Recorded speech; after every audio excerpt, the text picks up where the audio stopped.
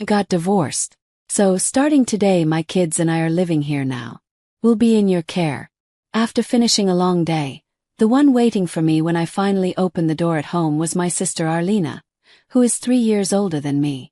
Stunned and frozen in place, I watched as Arlena sank deeply into the sofa as if it were her own home, her legs crossed. Behind her, several unfamiliar cardboard boxes were piled up, making the living room look like a moving site. My nephews, 8 and 10, were running around fighting over my tablet. What are you talking about, Arlena? Who said you could do this? How did you even get into my house? My voice, barely steady, seemed to puzzle her. She tilted her head with genuine confusion. Why would I need permission? Or family? I asked Mom, and she opened the door with the spare key. We're family, aren't we? That was when it all clicked. This wasn't just Arlena acting on her own. It was a family operation, planned to control my life behind my back. Being family doesn't give you the right to just barge into my home. Oh, stop being so uptight. You've got money. Can't you be a little generous? I heard you're the top salesperson at work and getting huge bonuses. Isn't it your duty to help your poor divorced sister and her kids? The word duty coming out of her mouth made my head spin. There wasn't a trace of pride in her eyes for her sister's success. Only the naked greed of someone who'd found a resource to exploit. It was an ugly blend of jealousy and entitlement. Get out, Arlena. Pack your things and leave with the kids now. No, I'm not leaving. Ignoring her stubbornness, I took out my phone and called our mother. After a few rings, her calm voice came through the speaker as if she already knew everything. Hello, Navin. Sounds like Arlena and the kids arrived safely. Mom, what's going on? Why did you let Arlena into my house without asking me? You promised the spare key was for emergencies only. But this is an emergency. Arlena got divorced and has nowhere else to go. You have plenty of extra rooms, don't you? Families help each other. That's just how it is. That's just how it is. There it was again. That phrase. In their world, my hard work and privacy were things that could be trampled over, as long as it was for family. Helping someone is one thing, but moving into my house without permission is another. Why didn't you at least talk to me first? This is my home. 'Cause you just say no like always. You're so cold, Naveen. So selfish. Arlena's going through a tough time. You've got a great job, money, and freedom. Sharing a little with your less fortunate family won't kill you. I was speechless. To them, my success and my freedom were nothing more than tools for their convenience. Then, from the other side of the line, my father's irritated voice cut in. Let me talk to her. Naveen, that's enough. His tone carried the same old heavy authority that left no room for argument. Arlena's in trouble. It's your duty to help her. Stop complaining and take care of them. That's final. Final. Who decided that? This isn't your house. It's mine. If you care so much, why don't you take them in? Watch your tone. Who do you think raised you? You can't even listen to your parents. That moment something inside me snapped. Gratitude for being raised. That's not a lifetime permit to control my life. You've always been like this. I could hear my father shouting something, but his words no longer reached me. When I was little, I'd spent months saving my allowance to buy the newest game console. But when Arlena said, I want to play too, I let her borrow it. And of course a few days later, she broke it by accident. When I complained, my parents only said, she didn't mean to. Let it go. My effort, my treasures. They never meant anything compared to Arlena's whims or my parents' indifference. Without another word, I hung up and powered off my phone. In the living room, Arlena sat there with a smug smile, as if she'd already won. Seeing that expression, I made up my mind. My fight would begin from that moment on. The first call I made after that was to my cousin Sorel. She's 5 years older than me. The only relative I truly respect. Smart, kind, and always on my side. She's the one I've often turned to when it came to Arlena and my parents. Naveen, none of this is your fault. Your family is the one that's messed up. Sorel had always been the calm, rational one, the person who grounded me when everything else spun out of control. A skilled real estate agent, she was also the one who had gone over every line of my rental contract before I signed it, making sure everything was in order. There was no one I could trust more in that situation. Sorel, it's Naveen. I need a favor. What's wrong? You sound serious. I want to terminate my lease immediately. Can you help me with the process? I could hear her gasp softly on the other end. No wonder. Terminate immediately. You'll have to pay a penalty. What happened? Arlena showed up with her kids and just moved in. Mom and Dad used the spare key to let them in. Apparently, they expect me to support her and the boys because she got divorced. What? That's unbelievable. No. That's why I've decided to leave. It's the only way they'll ever understand. There was a mix of sympathy and quiet anger in Sorel's voice. All right, Naveen, I get it. But that apartment's under a 1-year lease, right? If you cancel early, you'll have to pay a penalty. Check the early termination clause. It should be 2 months' rent, around $3,400. Do you have enough saved up for that? Do. If that's the price of freedom from them, it's cheap. Sorel let out a small laugh. That's the spirit. I'll contact the management company and let them know you're terminating.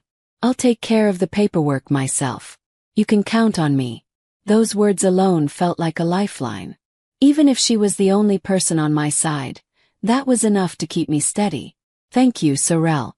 But I have one condition. Everything has to stay secret. No one can know until I'm gone. Of course, I'll handle everything discreetly. After thanking Sorel and hanging up the phone, my resolve became even stronger. Next, I called my supervisor, Keaton. I briefly explained the situation and asked to switch to remote work. Of course, you have my approval. With your track record, I have no concerns at all. If you need any support, don't hesitate to ask. His immediate confidence in me, despite how sudden my request was, solidified my determination. There was nothing holding me back anymore. For the next 5 days, I lived as quietly as possible, careful not to raise suspicion. I locked myself in my room, drowning out all noise with my headphones and immersing myself in work. I had all my meals delivered. I avoided Arlena and the boys entirely. Every now and then, Arlena would knock on my door yelling things like, "Aren't you going to make dinner?" or "Come watch the kids for me." I ignored her every time. As far as I was concerned, she and her children no longer existed in my life. Meanwhile, Sorel and I stayed in close contact. All the paperwork for terminating the lease and paying the penalty was handled online, and Sorel acted as my representative with the property management company. All the documents have been processed. Just say the word and we'll finalize everything. Her short message was the only light in that suffocating darkness. Then the day came. On a quiet Saturday afternoon, Arlena called through the door. "I'm taking the kids to the mall. We'll grab dinner there, so don't wait up. We'll be home late." I didn't reply. I just waited until I heard the sound of the car engine fade into the distance. The moment silence settled, I sent a single text to Sorel. "It's time."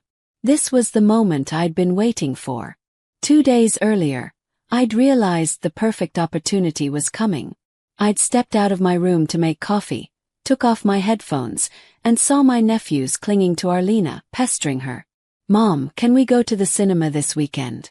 When she noticed me, her eyes lit up with opportunistic malice. "Perfect timing, Naveen. You heard them. They want to go to the cinema. Give me some money." Her entitled tone made anger rise in my throat. But then it hit me. This was it. A guaranteed way to get them out of the house for hours. Without a word, I pulled some bills, more than enough, from my wallet and handed them to her. "You can grab dinner too. That should cover it." For a moment, she looked confused at how easily I agreed, but then snatched the money with a satisfied grin. To me, this wasn't extortion. It was my final investment. The price of cutting ties with them completely and buying my freedom. And now, as planned, they are gone. 10 minutes after I sent the message, a moving truck quietly pulled up in front of the house. I'd considered donating most of my furniture to charity at first, but this time keeping the donation service a secret wasn't an option. Since Arlena had been at home constantly, Arranging an in-house pickup without her noticing would have been impossible. When I told Sorel about my dilemma, she introduced me to a junk removal service, a professional crew that, for a fee, would haul away everything I no longer needed. They didn't require me to sort anything. They would take care of donations, recyclables, and literal trash, exactly as instructed. Best of all, they could do it quickly and discreetly within the few hours Arlena and her kids would be gone. Thanks to the preparations I'd been making for the past 5 days, the operation went astonishingly smoothly. I gave clear instructions, and the workers moved swiftly, loading furniture and boxes with practiced efficiency. Of course, the cardboard boxes that Arlena had brought remained untouched in the corner. 3 hours later, the house was nearly empty. I looked around the bare room, thanked the driver, and watched the truck pull away. Then, with a single suitcase in hand, I got into the taxi I'd booked in advance. On my phone screen glowed an already purchased electronic ticket, a one-way flight to a city on the West Coast, far enough that my family would never easily reach me. There was even a branch office of my company there. It would be my new start. As the car merged onto the highway, a massive green sign appeared overhead. Airport terminal. Departure terminal, please. I told the driver softly, then closed my eyes. After arriving at the airport and checking in without any trouble, I sat quietly waiting for boarding. My heart was strangely calm. Arlena and the boys were probably laughing somewhere in the food court inside the mall, completely unaware of what's happening. The thought made me smile. When the boarding announcement echoed through the terminal, I rose without hesitation and walked toward the gate. As the plane lifted off, the glittering lights of the East Coast city shrank beneath me, like the fading remnants of a past I'd finally let go of. The 7-hour flight felt almost like a dream suspended between two worlds. No messages, no calls, just silence in the sanctuary of the sky. I thought about the life ahead of me until sleep gently pulled me under. When we landed on the West Coast, the plane rolled to a stop at the gate. Once the seatbelt sign switched off, I turned off airplane mode.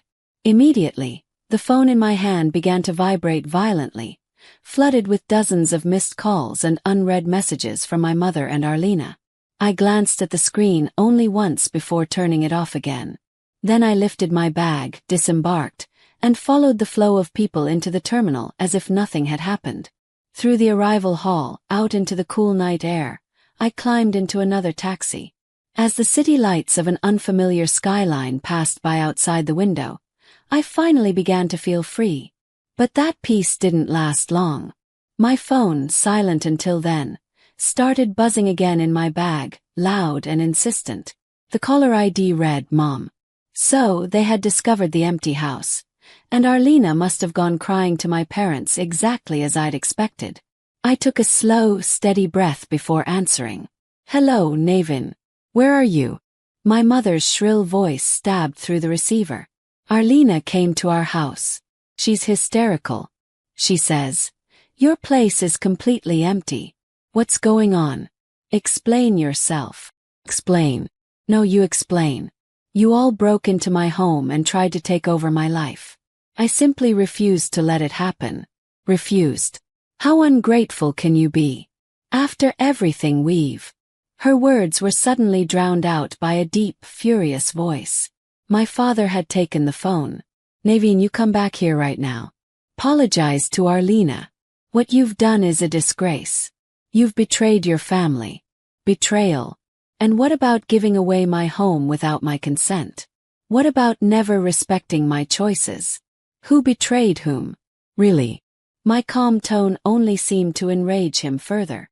I could hear his ragged breathing through the line, each word trembling with anger. Finally, he said the words I had subconsciously been waiting to hear my entire life. "Enough, you heartless girl. You are no longer part of this family. Do you hear me, Naveen? You're disowned. Don't you ever show your face to us again. You are no daughter of mine." The words hit with the weight of a final judgment. But there was no sorrow in me. Instead, I felt something heavy, something that had bound me for years finally fall away. To my father, disowning me was the greatest punishment he could imagine. But to me it was liberation. It was permission to live my own life. Because when they called me daughter, it was never out of love. It was a word meant to bind me, to use me, a curse disguised as affection. That curse had finally been broken by their own words. My voice was calm, almost unnervingly so, even to myself. What did you just say? My father's voice trembled through the phone. He must have expected me to cry, to beg for forgiveness. But it was far too late for that. Didn't you hear me? I said, sure, I'm no longer your daughter, so goodbye, and don't you dare contact me again. Before he could say anything else, I ended the call. I slipped my phone back into my bag just as the taxi pulled up in front of the hotel I had booked. After checking in, I made my way to my room. My heart felt astonishingly light. They had freed me with their own hands. Once inside, I placed my suitcase beside the bed and immediately opened my laptop. There was plenty to do as a former daughter. On the screen was my financial management dashboard. The numbers staring back at me represented the wealth I had built over years of relentless effort. My salary and bonuses as a top salesperson at a major tech company. It was far more than my parents could ever imagine. A tangible proof of everything I had achieved despite being weighed down by the burden called family. Then I clicked on the expenses tab, opening the list of automatic monthly transfers. Every cost I had carried as a dutiful daughter was recorded there in cold exact numbers. At the top of the list, parents' mortgage support, $950. Parents' health insurance premium, $480. A few years earlier, when my father had taken early retirement due to his health and my mother had quit her part-time job, they had turned to me for help naturally, as if it were a given. Naveen, it's such a relief that you're doing so well at work. Now we can finally feel secure, my mother had said with tears in her eyes. But even then, there had been no real gratitude. Only the comfort of knowing that my success meant their future was safe. They had never asked me outright to pay for everything. By calling it support, they managed to protect their pride while subtly manipulating my guilt. And back then, still trapped in the cage of family obligation, I had accepted that role. Those payments had been withdrawn automatically from my account every month. But not anymore. The moment they disowned me, every agreement between us became void. I no longer owed them a single cent. Without hesitation, I clicked the cancel button beside each recurring transfer, one after another. Every confirmation pop-up felt like another heavy chain falling from my shoulders. Once it was all done, I took screenshots of the cancellation confirmations and saved them for legal proof, just in case. The entire process took less than 10 minutes. I closed my laptop with quiet satisfaction. For the first time in years, the endless exploitation had come to an end. My new life on the West Coast began with unexpected serenity. Thanks to Sorel, who introduced me to a trusted colleague in the area, I quickly found and signed a lease on a luxurious, fully furnished apartment overlooking the ocean. That physical distance gave me an unshakable sense of safety. No one could show up at my door unannounced ever again. At work, my new team welcomed me warmly. Keaton, my longtime manager, had called ahead to personally recommend me to the branch director. His words, "You'll be a star anywhere you go," had paved the way for my smooth transition and the team's trust. Weekends were spent exploring the city, spending time and money solely for myself. Life was peaceful, almost startlingly so, for about 6 weeks.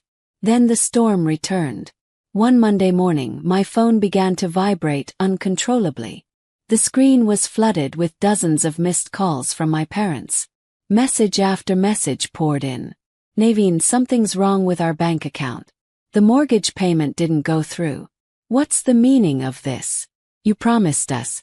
Apparently, the automatic payments for their mortgage and insurance had stopped and collection notices had arrived at their house.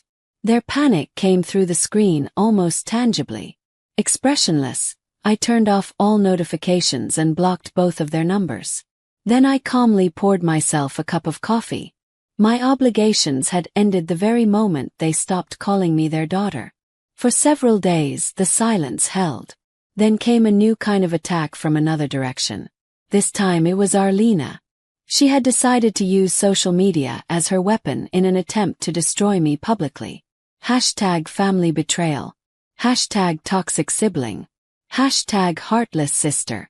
When I opened the link Sorel had sent me, I was met with a long emotional post from Arlena, complete with carefully staged photos of her tear-streaked face playing the tragic heroine.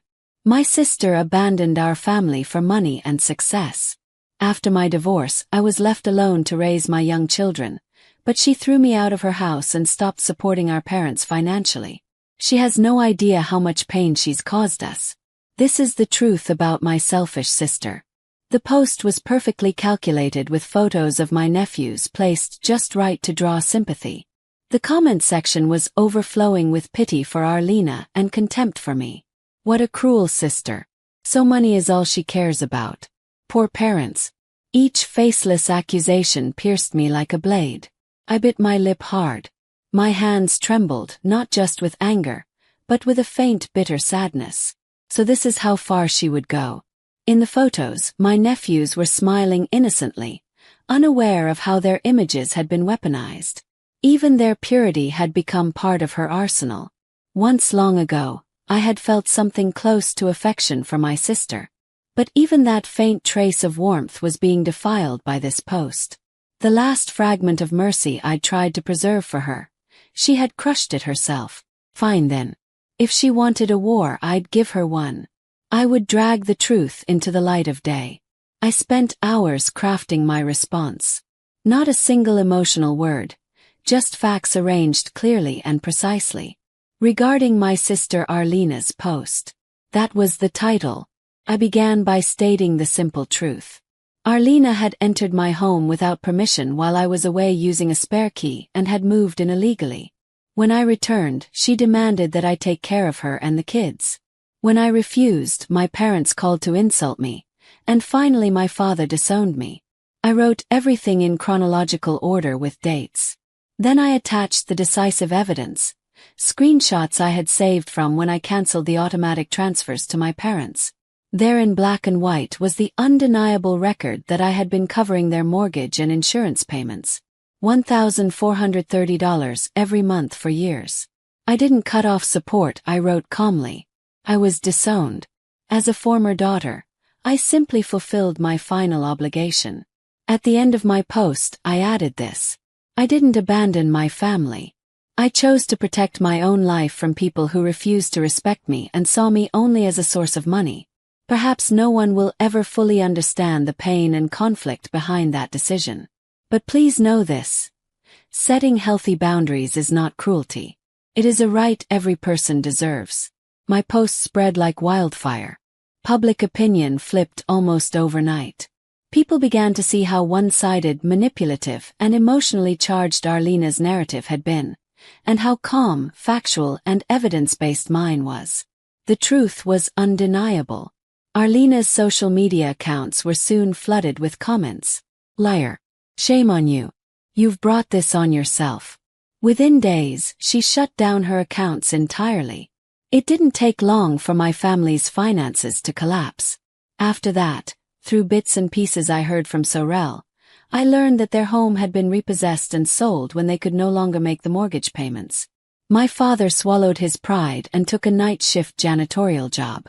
My mother picked up extra hours at the supermarket. Both of them were exhausted, struggling to survive. Arlena reluctantly found full-time work at a call center, but lacking real-world experience, she was berated by her supervisors almost daily. They all now lived together in a cramped apartment on the outskirts of town, fighting constantly over money. Naveen betrayed us. Arlena would scream while my father blamed my mother. This is your fault. You raised her wrong. Whatever fragile bond they had left disintegrated completely. Meanwhile, my life, finally free from their grasp, began to shine again. I led a major project to success and earned an extraordinary promotion. My salary rose sharply, and with my savings, I moved out of my apartment and purchased a new condominium. My own accomplishment, built entirely by my own hands. The majestic mountain range stretching beyond my balcony felt like a reflection of my future, vast and unobstructed. Nothing stands in my way. Recently, I've started taking oil painting classes on weekends. Not for recognition, not for anyone else, but simply to fill my own heart. Freed from my family's control, I have finally begun to live my life in the truest sense. Ending a toxic relationship is not an act of cruelty. It is an act of self-preservation, a declaration of dignity. As I layered new colors onto my canvas, I made a quiet vow. This life is mine, and I will never hand it over to anyone again.